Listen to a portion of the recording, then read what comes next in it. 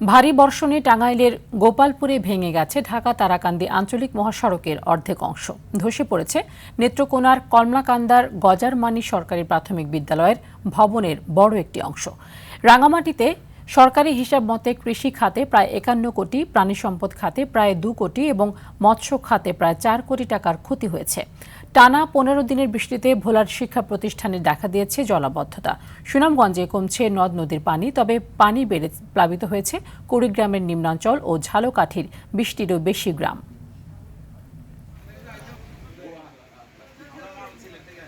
যত ফসল আছে, ধান আছে, এগুলো ব্যাপক ক্ষতিসাধন হয়েছে।